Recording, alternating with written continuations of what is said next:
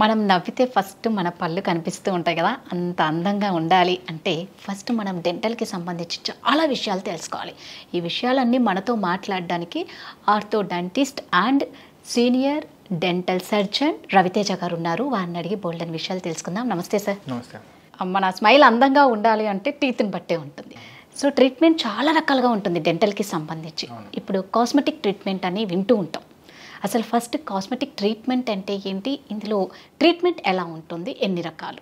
Cosmetic dentistry అనేది మనకి పళ్ళకి సంబంధించి పళ్ళ అందాన్ని ఎన్హాన్స్ చేసే ఏ ట్రీట్మెంట్ అయినా కూడా మనకి కాస్మెటిక్ డెంటిస్ట్రీలోకే వస్తుందండి. సో ఫర్ సపోజ్ మనకి ఇప్పుడు పళ్ళ మధ్యన గ్యాప్స్ ఉన్నాయి, దాన్ని రకరకాలుగా మనం క్లోజ్ చేయొచ్చు. మనకి ఇప్పుడు మధ్యలో రెండు పళ్ళ మధ్యన గ్యాప్ ఉన్నది అన్న కండిషన్ అయితే మనం ఎయిదర్ ట్రెడిషనల్గా బ్రేసెస్కి కానీ లేదంటే అలైనర్స్కి కానీ వెళ్ళొచ్చు. లేదు ఇంకా వేరే రకాలుగా కూడా మనం ట్రీట్మెంట్స్ అనేది చేసుకోవచ్చు. లేకంటే లామినేట్స్ కానీ వినీర్స్ కానీ లేదంటే రెస్టోరేటివ్ కానీ ఏదో రకంగా మనమైతే ఆ గ్యాప్ని కనిపించకుండా చేయొచ్చు, మాస్క్ చేయొచ్చు. సో ఇవన్నీ మనకి కాస్మెటిక్ డెంటిస్ట్రీలోకే వస్తాయి.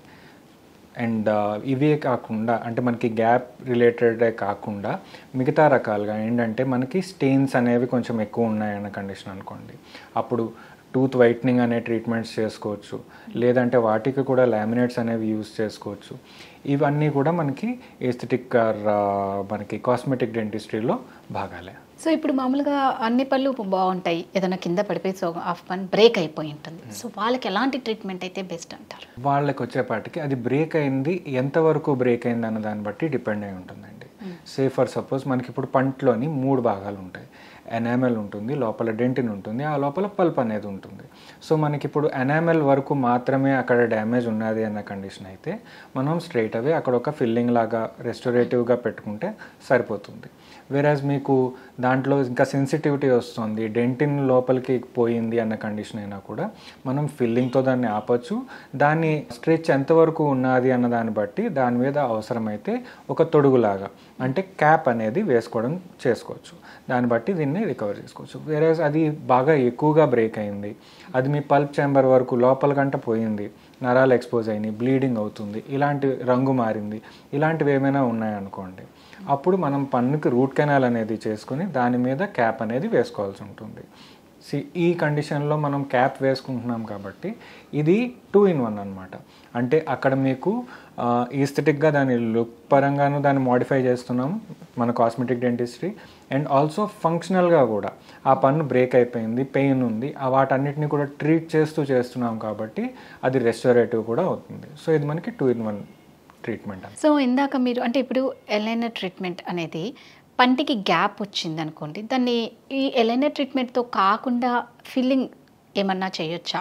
అవునండి, ఫిల్లింగ్ చేసుకోవచ్చు. అంటే అది మనకి ఒక 2 పళ్ళ మధ్యలోనే ఉన్నది అనుకోండి, మొత్తం అన్నిటి మీద జనరలైజ్డ్గా కాకుండా లోకలైజ్డ్గా ఏదో ఒక పన్నుకి 2 పళ్ళకి మధ్యన మాత్రమే సందులు ఉన్నాయి, వాటిని మనం క్లోజ్ చేసుకోవాలి అన్న కండిషన్ అయితే పన్ను హెల్తీగా ఉన్నది అన్న కండిషన్ కూడా చూసుకొని అప్పుడు దాన్ని మనం ఒక ఫిల్లింగ్ అనేది పెట్టుకొని అక్కడ ఒక సిమెంట్ పెట్టి దాన్ని బిల్డప్ చేయొచ్చండి. దాని ద్వారా కూడా మనం క్లోజ్ చేయొచ్చు. లేదు అంటే మనకి లామినేట్స్ వస్తాయి, వినీర్స్ వస్తాయి. సో మనకి అక్కడ పన్ను కండిషన్ని బట్టి దాని హెల్త్ని బట్టి మనం ఏది అనేది మనకి ట్రీట్మెంట్స్ అన్నీ కూడా టైలర్ మేడ్ ఉంటాయి అన్నమాట. అంటే మనకి అన్నిటికీ ఒకేలాంటివి కాకుండా ఏ ప్రాబ్లంతో వచ్చారు అన్న దాన్ని బట్టి అండ్ ఎంతవరకు ఆ పన్ను ఆ ట్రీట్మెంట్ని తీసుకుంటుంది అన్న దాన్ని బట్టి మనం ఇచ్చేసుకోవాల్సి ఉంటుంది. సో అంటే ఇప్పుడు ఈ ఫిల్లింగ్ అనేది ట్రీట్మెంట్ టెంపరీగా ఉంటుందేమో? టెంపరీ అంటే కంప్లీట్గా టెంపరీ అని కాదండి, ఉన్నంత వరకు అంటే మీకు ఆ ట్రీట్మెంట్ అనేది లాంజివిటీ అనేది మన మెయింటెనెన్స్ బట్టి కూడా డిపెండ్ అయి ఉంటుంది. దానికి మళ్ళీ మెయింటెనెన్స్ అనేది దేనికైనా ఇంపార్టెంటేనండి. ఇప్పుడు మన నార్మల్ న్యాచురల్ టీత్కి అయినా కూడా మెయింటెనెన్స్ అనేది చాలా ఇంపార్టెంట్. మనకి ఏ ప్రాబ్లం అయినా ఎప్పుడు వస్తుంది, ఏదైనా మీ మెయింటెనెన్స్ సరిగ్గా లేదంటే ఏ రకమైన ట్రామా కానీ అలాంటివి ఏమైనా ఉంటేనే వస్తాయి. సో అవి రాకుండా మనం జాగ్రత్తగా శుభ్రంగా పళ్ళని ఉంచుకొని హెల్తీగా తింటూ మనం తీసుకోవాల్సిన ఆహార పదార్థాలు ఆ జాగ్రత్తలన్నీ కూడా పర్ఫెక్ట్గా తీసుకుంటూ ఉంటే ఈ ప్రాబ్లమ్స్ అనేవి దూరమే చేసుకోవచ్చు. సో మామూలుగా అంటే ఏ ఏజ్ నుంచి వీళ్ళు ఇలాంటి ట్రీట్మెంట్స్ తీసుకోవచ్చు అంటారు? మనం అంటే ఇప్పుడు బ్రేసెస్ పరంగా కానీ లేదు అంటే మనం ఈ అలైనర్స్లో కానీ మనం ట్రీట్మెంట్స్ తీసుకోవాలి అన్న కండిషన్ అయితే అది పర్మనెంట్ సొల్యూషనే కదండి. సో వన్స్ అది చేసుకున్న తర్వాత మీకు ఆ ప్రాబ్లం అనేది మళ్ళీ లైఫ్ లాంగ్ అది ఆ ప్రాబ్లం అనేది కనిపించదు. సో అలాంటప్పుడు ఏంటంటే యాజ్ ఎర్లీ యాజ్ పాసిబుల్ చేసుకుంటే మంచిది. అంటే అన్ని పళ్ళు మన నోట్లో రావడానికి మనకు ఒక 14 to 15 years ఆఫ్ ఏజ్ అయితే పడుతుంది. సో అది అవ్వగానే మీరు వచ్చినా కూడా మనం ఆ ట్రీట్మెంట్స్ అనేవి స్టార్ట్ చేసుకోవచ్చు. అవి లాంగ్ డ్యూరేషన్ అయితే ఇస్తాయి. సో మామూలుగా అంటే ఎత్తు పళ్ళు కానీ వంకర పళ్ళు కానీ ఉన్న వాటికి ఇప్పుడు మామూలుగా వంకర పళ్ళకే చాలా ఎక్కువ టైం తీసుకుంటుంది అది మొత్తం అవ్వడానికి, సెట్ అవ్వడానికి. సో ఆ మధ్యలో బ్లీడ్ అవ్వడం కానీ, హెడేక్ కానీ, ఫీవర్ కానీ అలా ఏమన్నా ఉంటుందా అండి? ఫీవర్ సాధారణంగా ఉండదండి. హెడేక్స్ అనేది మనం సపోజ్ ఇప్పుడు మనం వైర్ చేంజ్ కానీ అలాంటివి చేస్తున్నప్పుడు, సీక్వెన్స్లో వెళ్తున్నప్పుడు వైర్ చేంజ్ చేసినప్పుడు, లేదంటే ఫోర్సెస్ అవి స్టార్ట్ చేసినప్పుడు, ఇలాంటి కండిషన్లో కొంచెం మైల్డ్ డిస్కంఫర్ట్ అనేది ఉంటుందండి. మైల్డ్ డిస్కంఫర్టే ఉంటుంది తప్ప బాగా సివియర్ భరించలేని ఇబ్బంది అనేది మాత్రం ఉండదు, మోస్ట్లీ ఉండదు. చిగుళ్ళ పరంగా అంటే మెయింటెనెన్సేనండి. మెయింటెనెన్స్లో ఏమైనా లోపాలు ఉన్న కండిషన్ అయితే, అంటే మనం పెట్టిన బ్రాకెట్స్కి చిగురుకి మధ్యలో సరిగ్గా క్లీన్ చేసుకోకుండా వదిలేసిన పక్షంలో మనకి ఏంటంటే చిగుళ్ళు ఫాస్ట్గా రియాక్ట్ అవుతాయి. సాఫ్ట్ టిష్యూ కదండి, సో తొందరగా రియాక్ట్ అవుతాయి. ఆ రియాక్ట్ అయినప్పుడు సాధారణంగా చిగుళ్ళ వాప్ అని కానీ లేదంటే బ్లీడింగ్ అని కానీ స్టార్ట్ అవుతుంది. దీనికి కారణం వచ్చేపాటికి మనకి తిన్న ఫుడ్ కానీ తిన్నవి తాగినవి ఇవన్నీ వెళ్ళి అక్కడ చిగుళ్ళ దగ్గర లాక్ అయిపోతాయి అన్నమాట. అక్కడ లాడ్జ్ అయిపోయి ఉండిపోతాయి. దాన్ని మనం సరిగ్గా క్లీన్ చేసుకోకపోవడం వల్ల ఈ ప్రాబ్లమ్స్ అన్నీ వస్తుంది. సో అంటే ఎలాంటి వాళ్ళు ట్రీట్మెంట్ తీసుకోకూడదండి దీనికి? తీసుకోకూడదు అని ఏం లేదు. ఏదైనా ఇప్పుడు ఫర్ ఎగ్జాంపుల్ ప్రెగ్నెంట్ ఉమెన్స్ కానీ లేదు అంటే మదర్ ఫీడ్ ఇస్తున్న వాళ్ళకి కానీ అలా ఏమన్నా ఉంటుందా? ఎలెక్టివ్ ట్రీట్మెంట్స్ ఉంటాయండి. ఇవి మనం టైమింగ్ అనేది మనం చూస్ చేసుకోవచ్చు. లేకంటే ఇప్పుడు ప్రెగ్నెంట్ ఉమెన్ ఉన్నారు. ఇప్పుడు ప్రెగ్నెంట్ ఉమెన్కి ఆ టైంలో మనం హెవీ డోసేజ్ ఏమీ డ్రగ్స్ కానీ అలాంటివి ఇవ్వడానికి ఉండదు. సో ఆ టైంలో ఇంపాక్షన్ అని అంటే మనకి జ్ఞానదంతాలు తీసే పళ్ళు ఇవి ఉంటాయి చూసారా పనులు, అవి లేదు అంటే మీకు ఫ్లాప్ సర్జరీస్ అని కానీ పెద్ద పెద్ద ట్రీట్మెంట్స్ ఏమైనా ఉంటే అలాంటివి మనం కొంచెం అవాయిడ్ చేసి కొంచెం పుష్ బ్యాక్ చేస్తామన్నమాట. అంటే పోస్ట్ ప్రెగ్నెన్సీ ఆ టైం వరకు మనం కొంచెం పుష్ చేసి ఆ టైంలో చేసుకోవడానికి అనువుగా మనం చేసుకోవచ్చు. వేరేస్ పెయిన్ ఎక్కువ ఉన్నది అన్న కండిషన్లో వాళ్ళకి రూట్ కెనాల్ ట్రీట్మెంట్స్ కానీ అలాంటివి ఏమైనా చేయాలి అన్న కండిషన్ అయితే మనం అలాంటివి చేసుకోవచ్చు అండి. క్లీనింగ్ అనేది చేసుకోవచ్చు.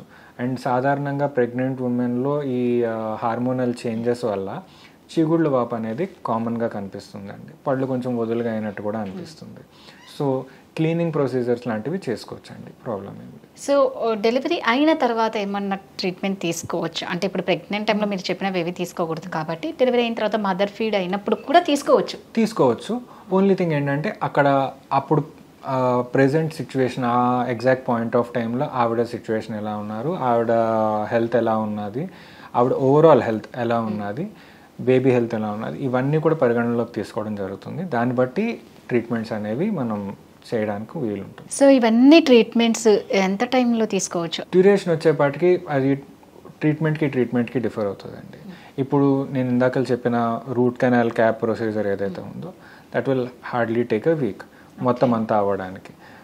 అందులో కూడా మీరు ఒక 2 సార్లు లేదంటే మ్యాక్సిమం 3 సార్లు వస్తే ట్రీట్మెంట్ అనేది అయిపోతుంది. మీకు ఆర్థో ట్రీట్మెంట్ ఇప్పుడు అలైనర్స్ కానీ బ్రేసెస్ కానీ వెళ్ళారనుకోండి, దాని ట్రీట్మెంట్ టెన్యూర్ అనేది కొంచెం ఎక్కువ ఉంటుంది. అలాంటప్పుడు మీరు ఎవ్రీ మంత్ విజిట్స్ కానీ అలా ఉంటాయి. మీకు టెన్యూర్ అనేది it is completely dependent on the treatment you take. ఇప్పుడు బ్లీచింగ్లో లేదంటే టూత్ వైటనింగ్లో వచ్చినప్పుడు మనకి ముందు ఇప్పుడు వచ్చినప్పుడు వాళ్ళ స్టెయిన్స్ ఆ లెవెల్ ఎంతవరకు ఉన్నది అనేది ఒకసారి చూసుకుంటామండి. ఇప్పుడు ఒక సిట్టింగ్లో అయిపోతుందా లేదంటే 2-3 సిట్టింగ్లు పడతాయా అనేది దాన్ని బట్టి డిసైడ్ చేయడం జరుగుతుంది. సో ఇప్పుడు మామూలుగా ఇందాక మీరు జ్ఞానదంతం గురించి చెప్పారు. సో అంటే ఇది ఏ ఏజ్ వాళ్ళకి ఎక్కువగా వస్తుంది అంటే దాని పెయిన్ చాలా సివియర్గా ఉంటుంది అంటారు. ఎలా ఐడెంటిఫై చేయాలి ఇది జ్ఞానదంతం అని? జ్ఞానదంతం అనేది సాధారణంగా మీకు ఒక 18 ఆ టైం నుంచి 21 ఆ టైం వరకు ఈ మధ్య టైంలో రావడం అనేది అవి బయటకు వస్తాయండి. ఓకే, సో అది వస్తున్నప్పుడు సాధారణంగా ఏ పనైనా సరే మిగతా పళ్ళకు వచ్చేపాటికి ఉన్న అడ్వాంటేజ్ ఏంటంటే వాటికి ప్రీడిసెసర్స్ ఉన్నాయి. అంటే లైక్ వాటికన్నా ముందు పాల పళ్ళు ఉన్నాయి. పాల పళ్ళు ఊడిపోయిన ప్లేస్లోకి ఈ పన్ను అయితే వస్తుంది. సో ఎక్కువగా బోన్ కానీ గమ్ని కానీ కట్ చేసుకుంటూ రావాల్సిన పని అయితే ఉండదు. దానికి ఆల్రెడీ ఒక పాత అనేది ఉన్నది. ఇప్పుడు ఈ జ్ఞానదంతాలకు వచ్చేసరికి ఏమవుతుందంటేనండి, మీ గ్రోత్ ఆల్మోస్ట్ అయిపోతున్న దశలో, మీకు 18 to 21 అంటే మీ గ్రోత్ ఆల్మోస్ట్ అయిపోయిన దశలో ఈ పన్ను అనేది వస్తుంది.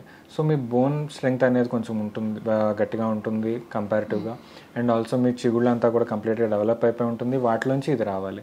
అండ్ ఆల్సో మనకి థర్డ్ మోలార్స్కి వాటి డెవలప్మెంట్ ప్యాటర్న్లో కూడా ఏమైనా చేంజెస్ ఏమైనా ఉంటే అవి కొంచెం వంకరగా వస్తాయి అన్నమాట.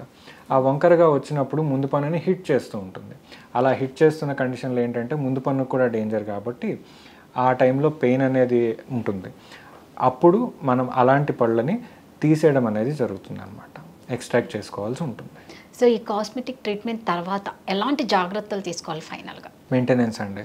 Eat healthy, stay hydrated, and మీ పళ్ళని క్లీన్గా నీట్గా 2 పూట్ల బ్రష్ చేయండి, ఫ్లాస్ చేయండి, మౌత్ వాష్ యూస్ చేసుకోండి, లేదంటే రిన్సెస్ యూస్ చేసుకోండి.